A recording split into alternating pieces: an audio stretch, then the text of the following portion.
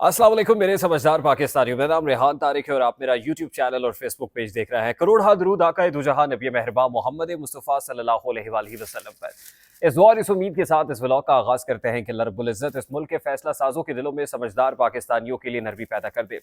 Supreme court of Pakistan की जानिब से मखसूस नशस्तों के केस का फैसला इस्टेब्लिशमेंट और पाकिस्तान मुस्लिम लीग नून दोनों के लिए दर्द सर बना हुआ है।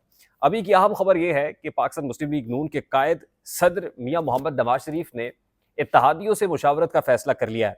यानी अता तारड़ से प्रेस कॉन्फ्रेंस कराने के बाद अब सोचा जा रहा है कि वो पंजाबी में कहते हैं ना कि सोची पे या हुनकी करिए, यानी अब सोच में पड़े हैं कि करना क्या है।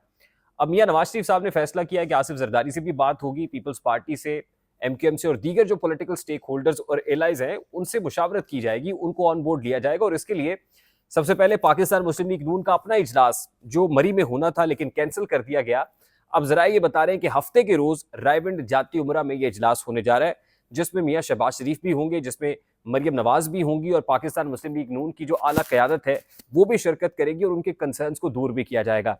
अभी जो स्टेटस को है बरकरार है।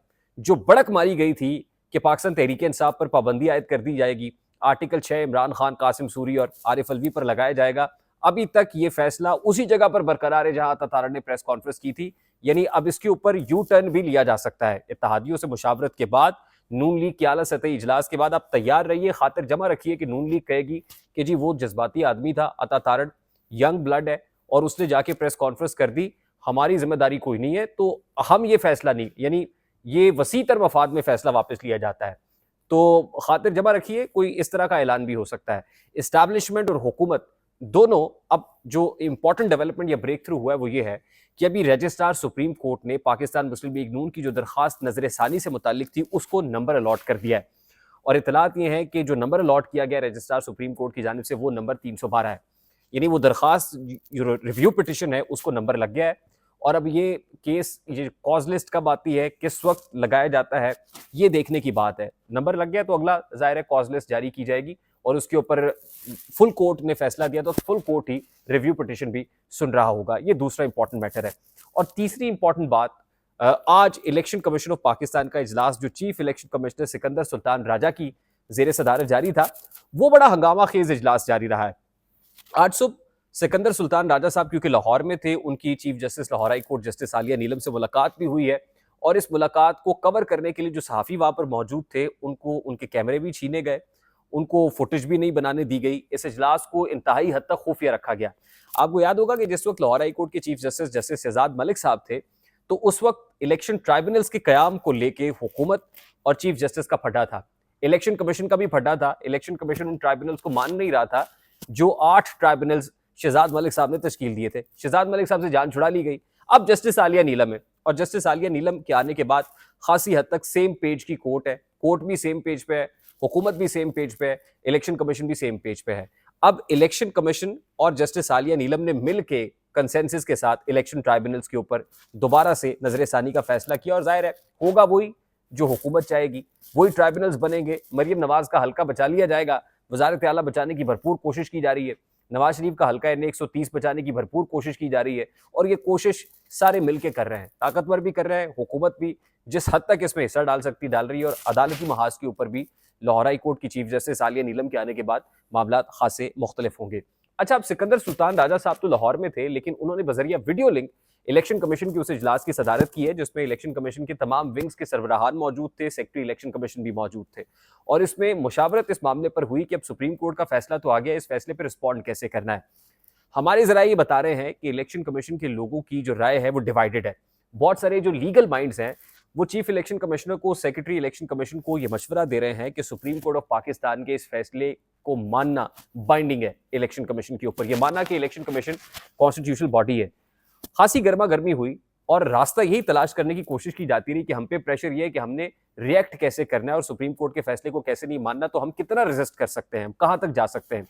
और उसमें दबाव इस कदर ज्यादा है कि सिकंदर सुल्तान राजा साहब इस्तीफा देना चाहते हैं, इस्तीफा देने से रोका भी जा रहा है। सिकंदर सुल्तान राजा साहब बड़े टेंस बताए जाते हैं, बड़े अंडर प्रेशर बताए जाते हैं। यही वजह है कि वो मीडिया का सामना भी नहीं कर रहे, वो सवालात का जवाब भी नहीं देना चाहते।